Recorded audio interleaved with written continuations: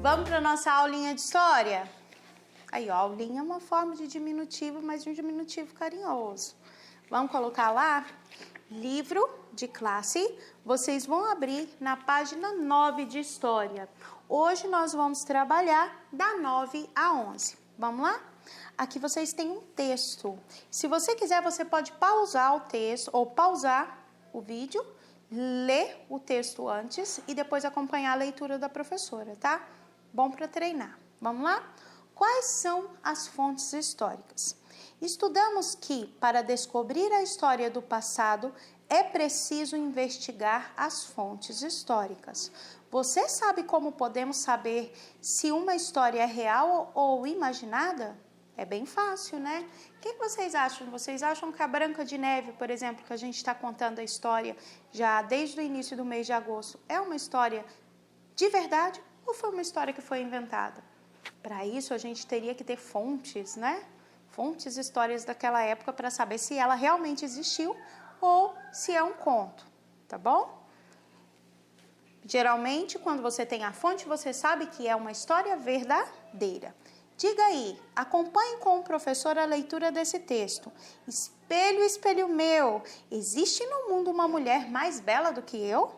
O espelho respondia, vós, minha rainha, sois a mais bela de todas. E então ela se sentia feliz, porque sabia que o espelho sempre dizia a verdade. Mas Branca de Neve estava crescendo, e cada dia que se passava tornava-se ainda mais bonita. Após a leitura, responda as questões. Você conhece essa história?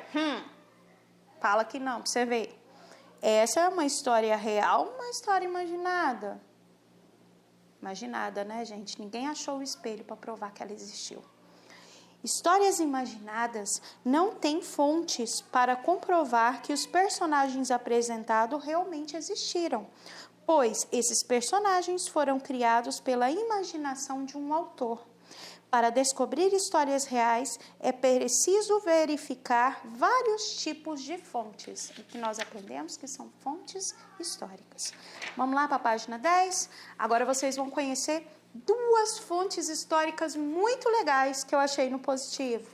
A primeira é uma carta, olha só que letra mais linda. E a outra são duas fotografias.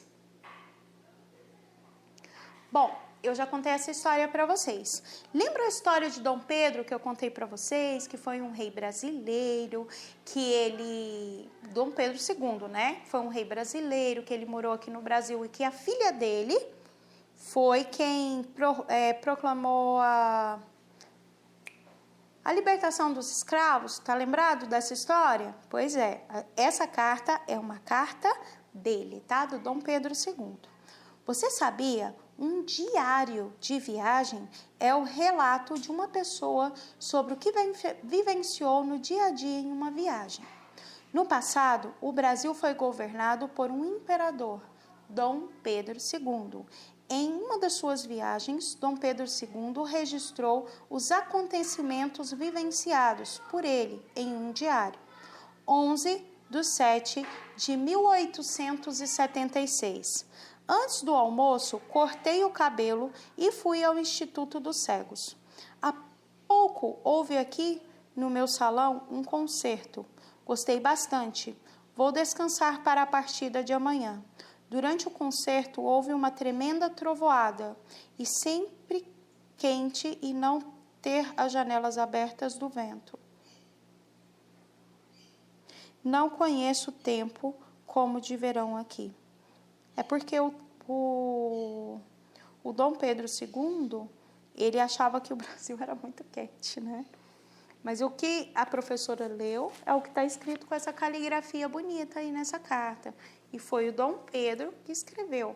Essa carta prova, por exemplo, que o Dom Pedro realmente existiu. Claro que existem outras fontes históricas, mas essa é uma das provas, tá?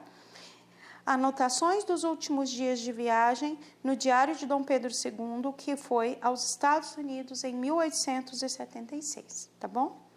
Após a leitura do documento, responda a questão com a ajuda do professor. Qual é a data do documento escrito? Para você saber a data, você vai olhar aqui no início do documento. Geralmente os diários têm a data no início, tá?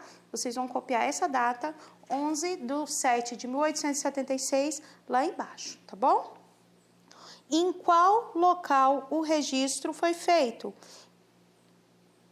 Esse local é os Estados Unidos, que é o que está aqui na legenda, ó. Tá vendo que o verão não era do Brasil, era o verão dos Estados Unidos. Vamos virar a página. A quem pertencia o diário de viagem? Dom Pedro II, né, gente? O que você precisou fazer para entender as informações dessa fonte histórica? Eu quero que vocês observem as 3 palavras que tá aí. Tá. Assistir um filme, ler ou observar uma pintura. Essa fonte histórica da carta, vocês puderam assistir ela, vocês puderam ler ou vocês puderam observar um filme? No caso, ou observar uma pintura. No caso, vocês estão assistindo porque vocês estão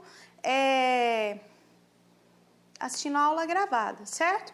Mas eu queria que vocês olhassem no livro, então foi ler. Tá, agora é uma carta, tá?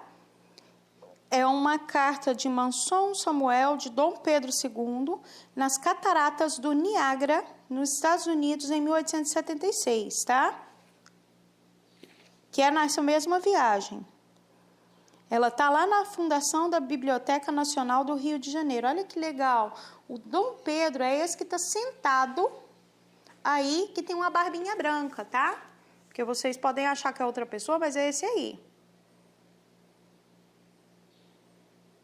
Pronto, posso mostrar? De acordo com o que você estudou sobre fontes históricas, marque um X na alternativa correta. O diário de viagem e as fotografias são documentos que contam histórias imaginadas.